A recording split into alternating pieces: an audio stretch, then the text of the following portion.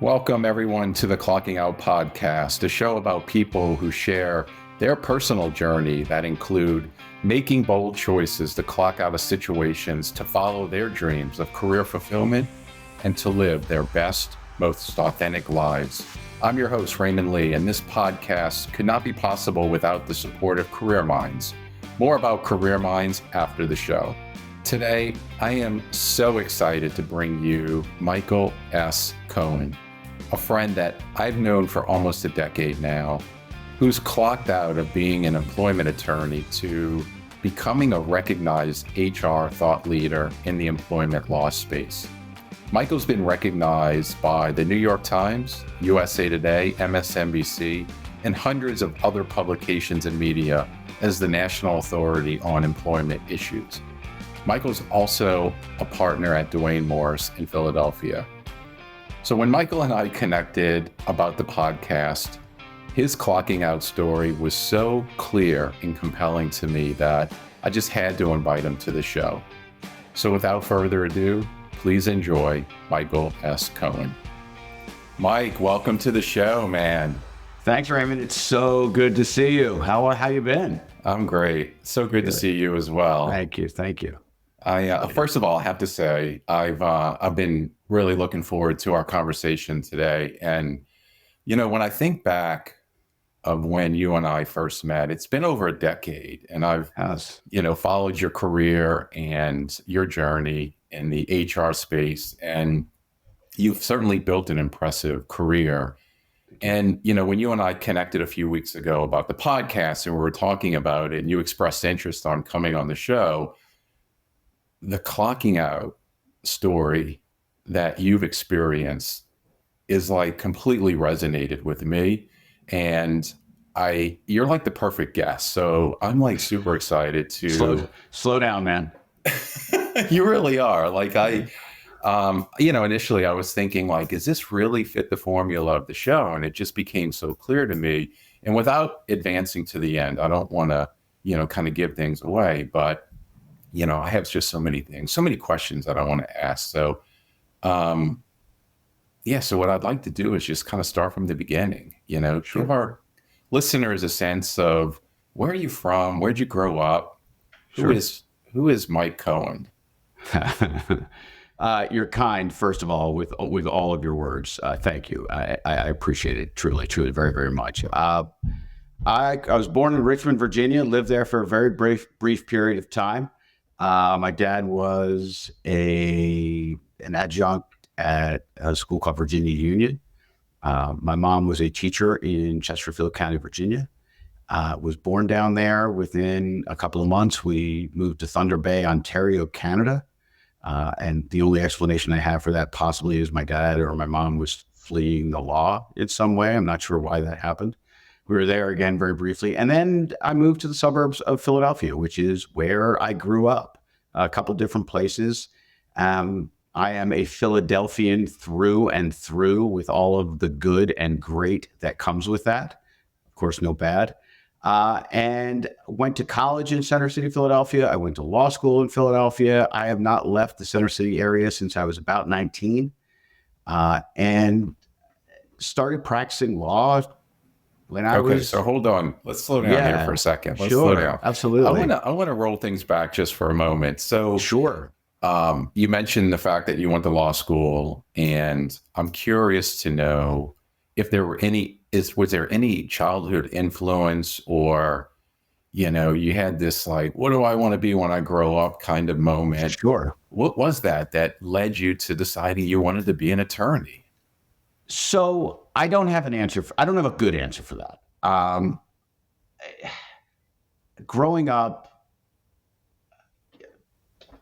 there were things presented to you. I always liked to write, and I always, I liked to read. I wouldn't say I loved to read or was a voracious reader or anything like that. I liked it. The classes I enjoyed most always in high school and then into college were my government classes or my poli-sci classes or my English classes. Mm-hmm. So it became pretty clear that there were a couple of different paths, and I'll tell you the one area where it potentially deviated. But when I was in high school and the beginning of college, it was like, all right, are you going to go teach or law? That, in my mind, were really the only two options, which is absurd. But I was 16 or 19 or however old I was. The other interesting fact, and I mentioned earlier that my mom was a teacher in Chesterfield County, Virginia, when I was born. In fact, she was subject in late 1970 to Chesterfield County School Board's mandatory maternity leave policy, which dictated that after a certain period of time, a woman who was a teacher who was pregnant had to leave school, had to stop teaching. And my mom, who I would not describe as certainly not a rabble rouser, certainly not somebody she's a rule follower, asked the school board and provided to the school board a healthcare certification from her doctor saying, she's healthy. I was due April 28th. I'd like to work until April 1st. School said, absolutely not. And then she went back and said, I'm teaching seniors. It's important that they have continuity through at least the end of the first semester because they're applying for college. Let me work through that. Still no. And so at that point, that was the end of her teaching. And she actually sued the school board, which, again, not how we roll in our family, just not the way things are done, right or wrong. It's kind of lump it and let's see what's next. Her case ended up going to the United States Supreme Court. And the companion case was a case called LaFleur versus School Board of Cleveland, Ohio. And they won in the United States Supreme Court in something good housekeeping called a victory for all working women. It was a big deal. And looking back, and I was not as cognizant of it when I was a young child, but as I got older and I wrote papers about it in college and then wrote papers about it eventually in law school, it did start to sort of direct my focus as to where I wanted to go and what I wanted to do. And the thing that I think I dug about it was the people-centric focus of this part of the law. So we can talk about that. And I think that does end up dovetailing into why I do what I do now. But the only other thing that I ever really wanted to do, Raymond, and it was real, was I wanted to broadcast baseball or basketball or football for a career. That's what I wanted to do. I did it in college. I was a play-by-play person for University of Pennsylvania football games. I was an analyst for basketball games. We didn't do baseball, but that was the passion. That was the thing that I really, really wanted to do. I have a terrible voice for radio or TV, but that was the thing that I really, really wanted to do. And when you are the son of, or the grandson of Holocaust survivors, and your parents are the children of Holocaust survivors, and education is the silver bullet, and there are certain things that can never be taken away from you, are the lessons that my parents learned when they were kids. I'm not a risk taker. And because of that, I found myself pretty pointedly directed towards becoming a lawyer. I wasn't willing to take the risk. Wow. And have you shared that story with your mom? That's fascinating about how the absolutely. connection. Yo, that is for fascinating. For sure. And our older daughter, Mia, is a sports head and has been since she was a small child. She is a sport management major in college. And we have told Mia, chase it, go after it. If this is the thing about which you are passionate, and she has been and certainly appears to be today, go get it. And this, I don't say this as a criticism at all. I didn't have that kind of encouragement. What I was told was, do that safe and stable thing that people can't take away from you. And I 100% understand where it comes from and don't disagree with it at all. But we're now in a world, although it's getting a little scarier, where, both my wife, Jamie, and I are encouraging, both of our girls, who go find that thing and go do that thing and turn off all the noise of all the people who tell you you can't or you shouldn't. versus what you did was you had this fire in your belly of what you really wanted to do, but you Yeah, chose the path of least resistance, and you want to you want to pursue a law degree. I did. Yep. And whether it was the right thing to do or the wrong thing to do, it was the thing that made the most sense to me at the time. And I do think the divorce played a part of it, played a part in it as well. Again, like be safe, be secure, be close to Well, your Mike, you parents and really your brother. you took it fully focused to the end. I mean, you graduated with honors, cum laude, undergrad, Pennsylvania. Then you went to grad school or law school, and you graduated top of the class. Like that's you were. It looked like just based on the research that I've done, you were pretty focused on. Oh, sure. Did you feel like you had something to prove in terms of like naysayers, or it just feels like you chose a career that really wasn't the career that you wanted? You had this fire in your belly to be, a broadcaster, but you kind of like, you tempered that and you ended up pursuing the law degree, top of your class. It feels like you had something to prove. I tell people this, and I mention it when I do speaking engagements all the time, and it's not false humility. It is absolute truth. And that is, I am very, very rarely, if ever, the smartest person in any room in which I am present. Any success I've had is because I grind. I work hard. It was certainly when it came to athletics and academics as well. No one was going to outwork me. That was just the way it had to be. I mean, we've met in person. I'm 5'6" on my best day, and played varsity basketball, played varsity baseball, and baseball was really my sport. But it wasn't because physically I had the attributes or the traits necessary. I love the games, and I worked really, really hard. And the same thing translated to academics. I didn't get into Penn out of high school. That was my dream school. That was where I wanted to go. I got deferred when I applied, or I applied early admission. I got deferred. And then when the regular admissions came out in April, I got rejected. And I was crushed. Absolutely just eviscerated. I did well in high school. I went to a gigantic public school, which I absolutely loved.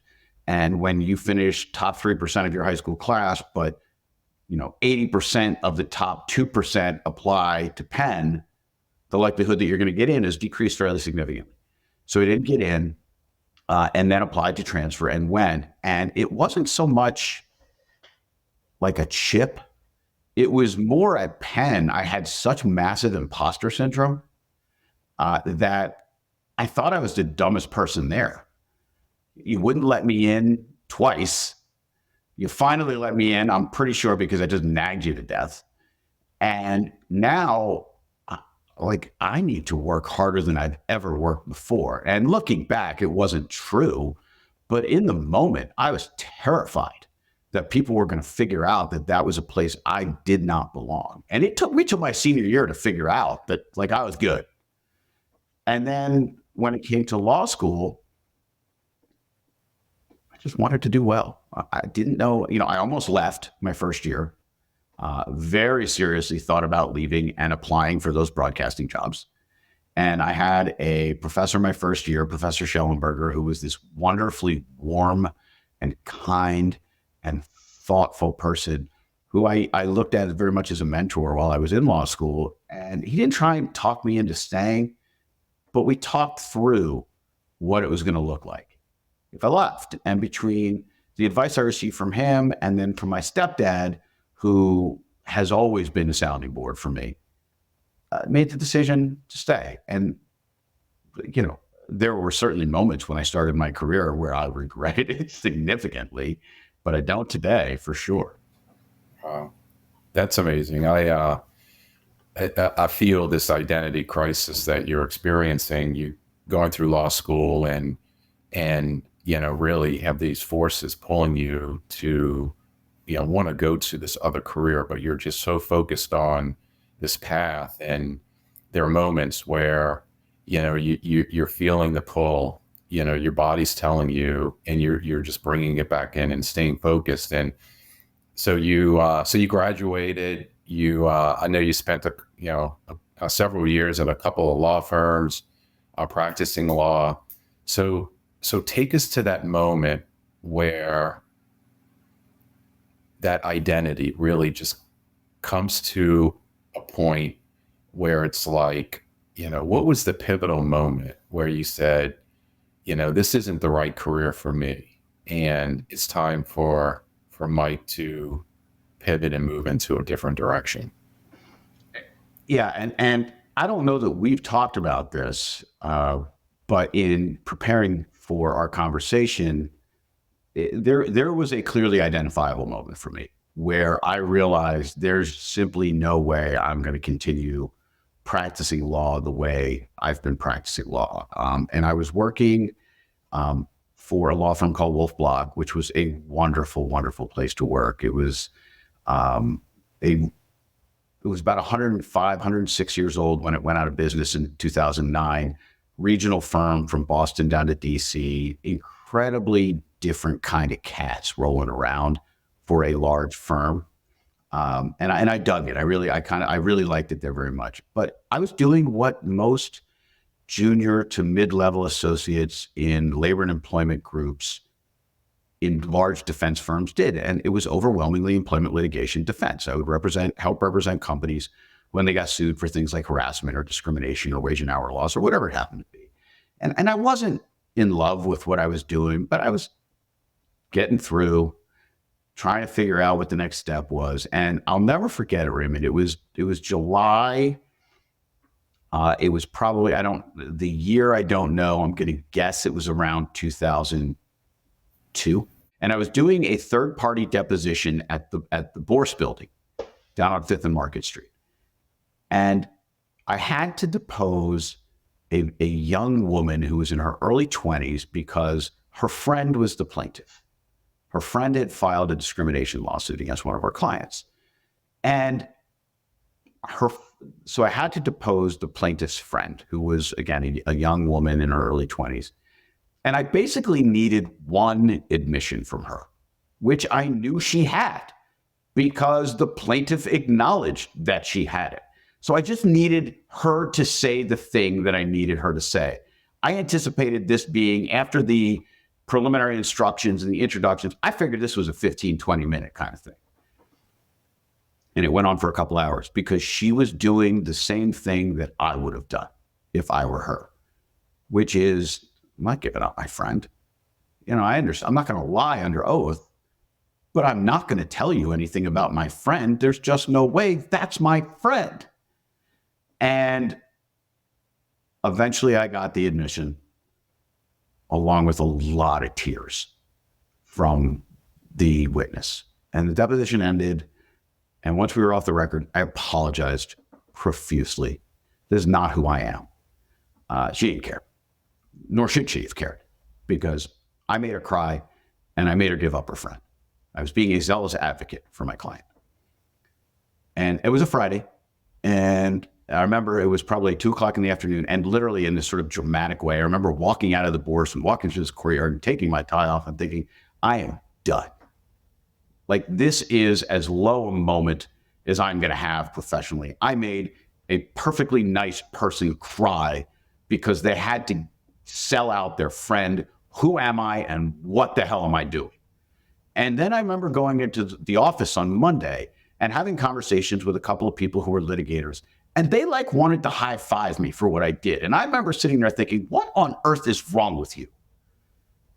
They had a different way of looking at the case, and they were not wrong. And I was not right. But I remember thinking in that moment, this can't be what I do for the rest of my life. And that was the moment where it became crystal clear to me that if I was going to stay in the practice of law, and I didn't think I was going to be able to, it was not going to be able to be a firm. And the plan was going to be, all right, overwhelmingly what I've done is employment litigation defense, which makes me qualified to do very, very little. I'm going to try and get some more counseling, day-to-day counseling and advice experience. Maybe start doing a little bit of training to the extent that's possible. And then I'm going to go find a job. right? Maybe it starts with an in-house job and then I'm going to transition into being part of the company. Maybe I can go right to the company, but I know I don't want to do this. So I started trying to do a little bit more of that. And that's where this sort of more grand transformation in what I did day to day happened. Yeah, so there's so much to unpack there. I appreciate you sharing that very personal story about your deposing that witness, and how hard it was after the fact. And And understand, Raymond, like I talked about my parents. My parents are both psychologists. My mom and my dad are both psychologists. And I joke all the time, I got hugged a lot as a kid. And I did get hugged a lot as a kid. Making somebody else feel badly about themselves was anathema to the values that were instilled in me as a child. So it wasn't just this momentary sort of lapse. It really was some introspection saying, like, what on earth have you chosen to do with your life? Like, what is going on here? well, yeah, and you had a decision to make, which, when I think about the podcast clocking out, oftentimes it's truly someone leaving a company, a job, a career, and going and doing something else. And it sounds like the struggle that you had, which makes this incredibly remarkable, is that you were in a situation and you felt like the way out is to leave it and go pursue something else, which is what most people do. It's a clean break and they leave a career and go pursue something else. But in your particular case, you stayed in the industry, in the field. You stayed in the field, and then you look for ways to expand your, like your knowledge, your capacity, your reach into areas that were fulfilling to you. And so you started training. So tell me, like, when was the moment where, that kind of pivoted to, and I looked on your profile, and yeah, I was just like blown away by the number of speaking engagements you've done. Like, I'm thinking it's in the thousands at this point, but back in the in the early 2000s, there was a moment where this training turned into something. And I would love to hear about when did that transition happen? I had this incredible head of our department, this incredible leader of our group, who presented me with an option which fundamentally changed my career. But for Jim Rediker, who recently retired and who I told the last I saw him in the office, that he gave me my career. He gave me my job. He gave me my professional life. But for his entrepreneurship inside of a large law firm, which frankly is not something you see a great deal of, but for that, I don't know what I'm doing right now. I can tell you for sure it would not be practicing law. And I can get into, again, I don't want to get too far ahead, but I would be delighted to share that conversation with him. Yeah, I love that. So yeah, tell me briefly about the conversation. I think that's amazing because, I think our listeners are oftentimes, sitting in their office and they start to daydream about what can I do here at work that provides me with opportunity to really shine. And I think that conversation is important because there are nuggets in there that allowed you to really just expand. And then we'll certainly share a little bit about your journey as a thought leader in the employment law space. But yeah, I'd love to hear, what was it about that conversation that spoke to you? I'll never forget. And I remember where Jim's office was, and I remember walking into his office being incredibly nervous because Jim was this sort of hulk of a man with this white hair that was slicked back. He's from the Midwest and was a hunter and a fisherman and all of these things that, frankly, I'm not. But I loved him from day one because first of all, he was a phenomenal leader, but he also had a heart the size of all outdoors. So he was very approachable. So I went into his office and I just sat down and said, Jim, I'm not happy. And it has nothing to do with you. And it has nothing to do with the people in this department. It has everything to do with the fact that I don't like what I'm doing day to day. And you know, some bosses would say, none of us really like what we do day to day, every day. Suck it up, buttercup. Go do your job. You know, wah. And instead of his saying that, we had a fairly long and in-depth conversation. And ultimately where it ended was Jim saying to me, you really seem to like this training. You really seem to be able to connect with people in a room, on a phone, wherever it happens to be. I got an idea, and I'm going to make you a deal. And this was a deal that I don't think most law, I am 100% sure 99.9% of law firms would not have allowed and would never have occurred to most people who are in leadership positions. Basically, what Jim said to me is, I want you to dive into this training space. Whole body, head first, hard. And in large law firms, you know, as people say, you sell time, which is just such a horrible description of what we do. You bill time. That's how you get paid. And he said, I am going to give you billable credit from non-billable training work. Now we're going to cap it, and there's going to be a formula we're going to develop as to how much you're able to get. But I am going to give you billable credit for non-billable training work. But in return, you can't say no. Which is to say, and this is not a hypothetical, if a trade organization in a small town, outside of Salt Lake City, wants you to talk about some esoteric provision of OSHA, you're going. So my commitment to you is I'm going to support this because I want you to become a brand. And at the time, I didn't really know what that meant. But you have to do it. You cannot go at this halfway. And you also need to understand, and this was so true, most of what you do is not going to lead to other work, right? If you go and talk to the, I don't know, local SHRM chapter, don't think that the one time you go speak to them, you're going to get work. And what he really taught me was about how to develop relationships with people. And what he really enabled me to do was chase this thing that I didn't know could become a career inside of a law firm. Look, I've seen public speakers before but they're like famous people who did something else first and now they're doing this. It never occurred to me that this is something I could do, if not full-time, 60% of the time, 70% of the time. And man, I just walked out of that office so excited and so ready. And it didn't mean I wasn't going to do any employment litigation defense. I was still doing that with the promise that I could transition away from it. Because what Jim said to me is, if you become good enough at this, you're not going to be able to do litigation because you're not going to have time, because you're not going to be able to be subjected to scheduling orders of judges.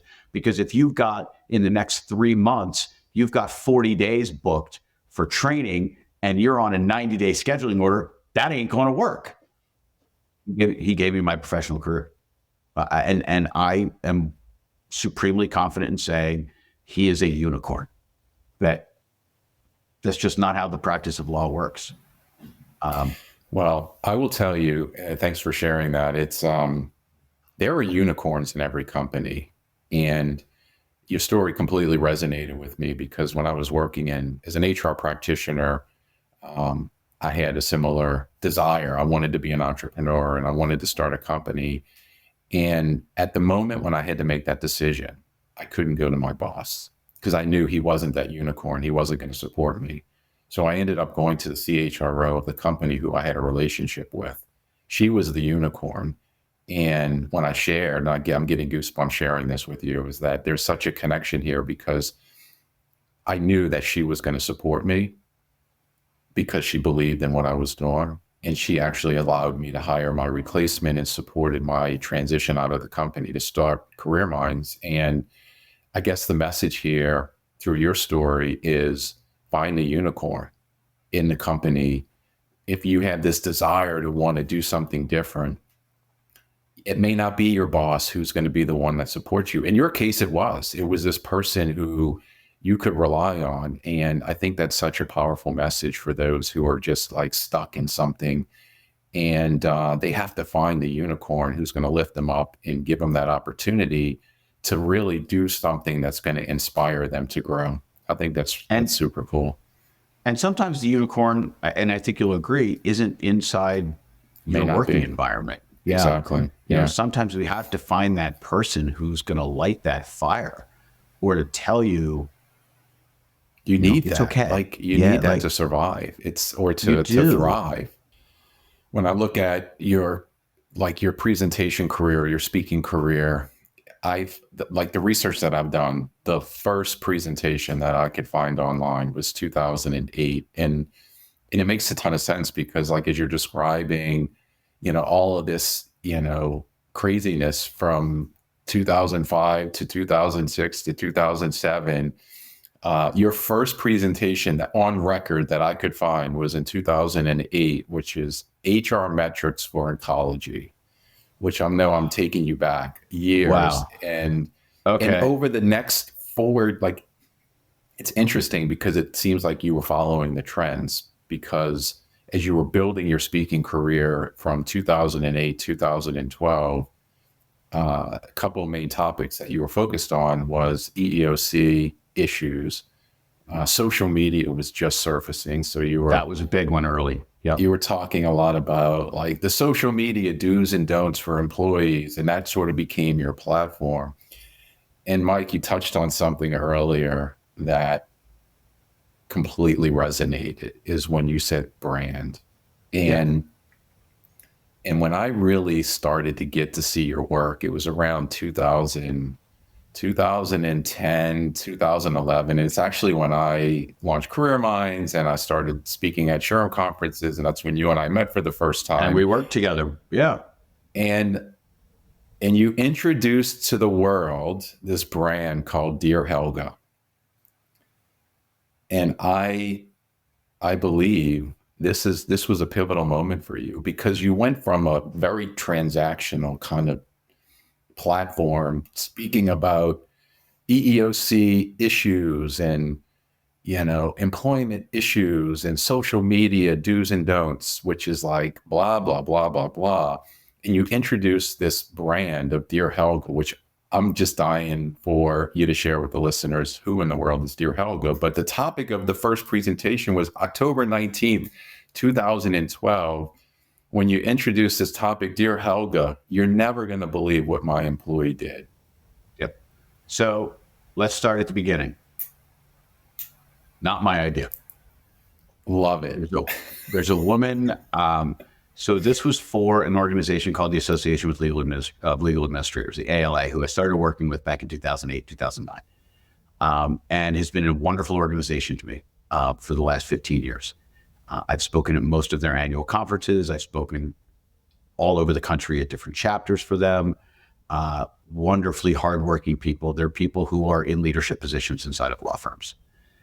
And so this woman by the name of Joanne Winterly, who is from the Philadelphia area and who I adore to this day, said to me once, listen, you've done the harassment prevention thing. You've done performance management. You've done hiring. You've done leaves of absence. You've done that core stuff. And we want to keep bringing you back because we like you, but we don't want to hear the same stuff again.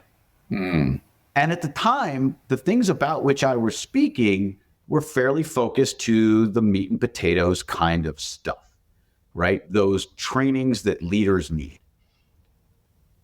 And she said, what if instead of taking a deep dive for 2 hours or 2.5 hours into one of these subjects, what if we took, I don't want to say it's a 30,000 foot view, let's call it a 10,000 foot view, at 3 or 4 or 5 subjects within the same time period, so that leaders at least can know where there are areas of inquiry where they should continue to ask more questions so they can get help.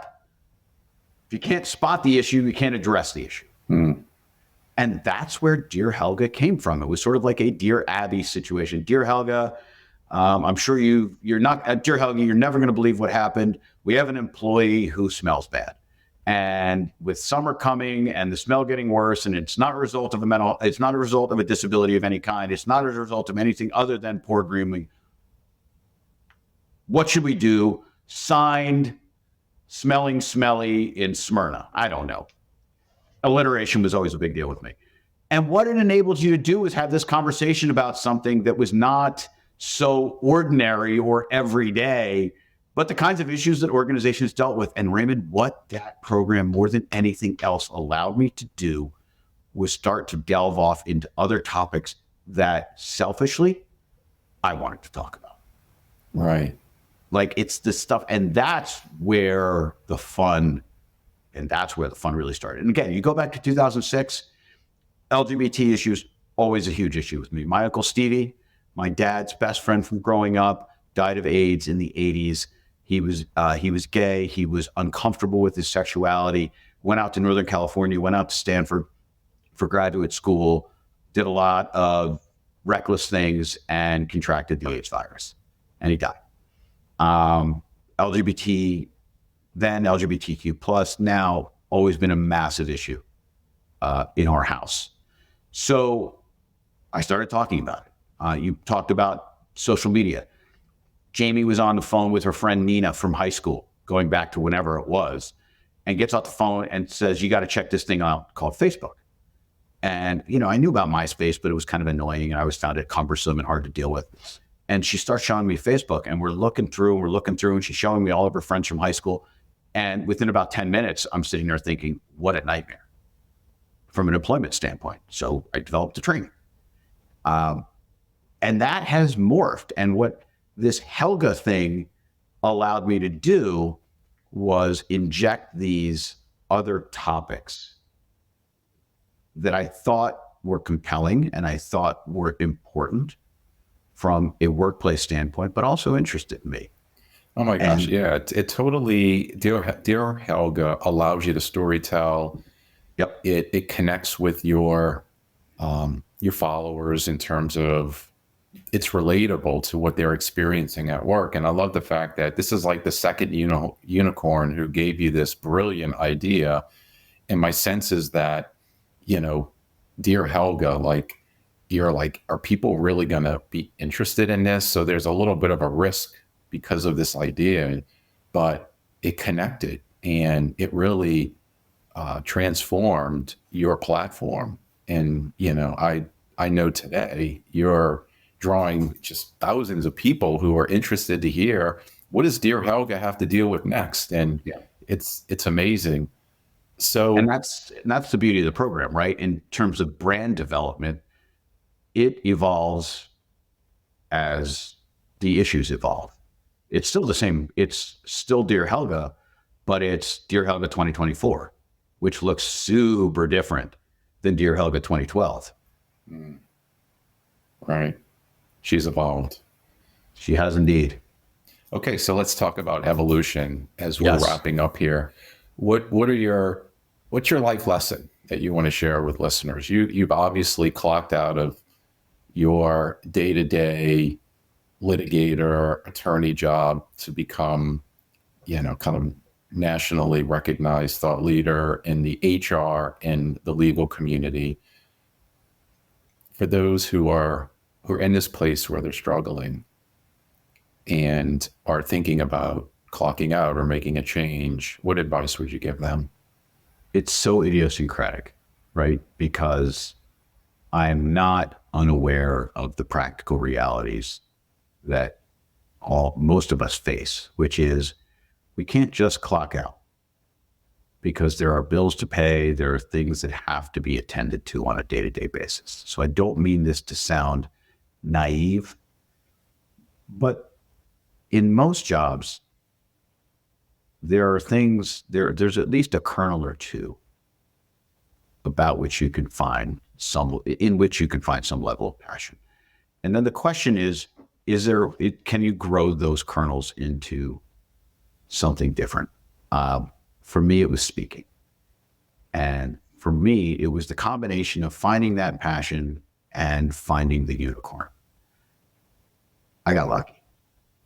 I didn't know walking into Jim Rediker's office that day that conversation was going to be as transformative as it was. I had absolutely no expectation that was going to be the case, but it was. And then, so if you can find that thing and you can find that person, not easy gets, but then it's okay. I've been given this lifeline. I've been given this approval, whether it's internal or external, to do this thing. It has to be 100% at that point. You can't do it part of the way, part of the time. It just doesn't work. I mean, I have associates coming up to me all the time. I want to do what you do. And my response is always the same. I don't blame you. What I do is awesome. It is fun. I get to get up in front of sometimes thousands of people and make an impact on the way they think, whether it's in the space of mental health, which is what I talk about. If anybody will give me a platform these days, whether it's in the space of bias, same thing, or whether it's a more mundane topic like performance management. I don't blame you want to do what I want to do, because you're meaningfully making an impact if you're doing it well and you're doing it right. But you see the 2024 version of it, right? You don't see the 2007 version where I was just starting and I was still doing all of those other things. And I was getting on planes and trains and automobiles when my kids were teeny tiny and I was missing stuff. And that's the grind, right? Like that's the 100% that has to happen all the way through. But you've got to be willing to spend that time. There's just no substitute for it. I love that. I want to wrap up with a quote. And this is a quote that it feels like this is your mantra.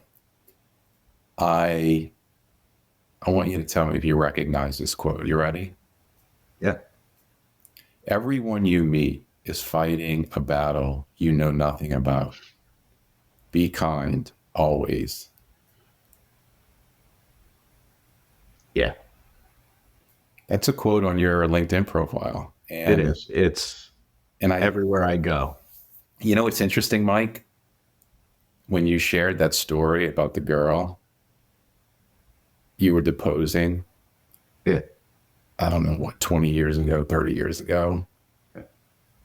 Like, it's crazy that you have this quote on you could put anything on your LinkedIn profile, your company name, your face, your whatever, dear Helga, but you chose to put everyone you meet is fighting a battle you know nothing about. Be kind. And part of me I feel like that's connected to like your journey and how you treat people. Yeah. It's fascinating. I appreciate you sharing that. It's Robin Williams, right? That's where I heard it. And it comes from a person who dealt with meaningful mental illness throughout the entirety of his life. And it's something that I try to lead with every second of every day.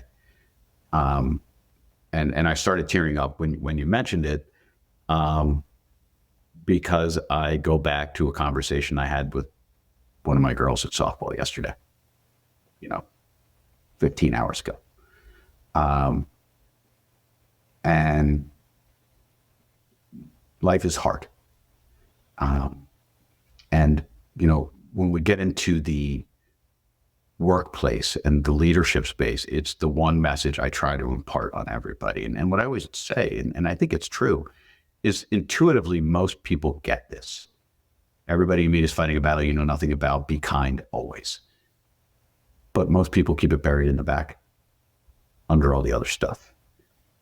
And I think the more people, like my younger daughter, Maddie, who is the single goodest person I've ever met in my entire life, who had that idea up front, and that is the single driving force of their lives, and that is the thing they lead with. I mean, that's how we make impact day to day. But yeah, it's on every one of my social media platforms, and it is not by accident. That matters a lot to me. Thank you for sharing that. Okay, well, let's wrap up here, Mike. Tell us how. First of all, thank you so much. Oh my goodness, thank you. Your gracious time today. This has been just a fantastic journey. Loved hearing just about your story and the impact that you're making in the world.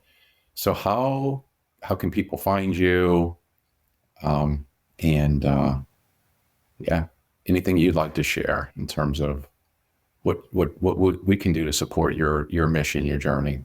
First of all, thank you. I mean, we've known each other for a long time now, and I appreciate not just this conversation, but our friendship over the years and what you've been doing, which, has been phenomenal.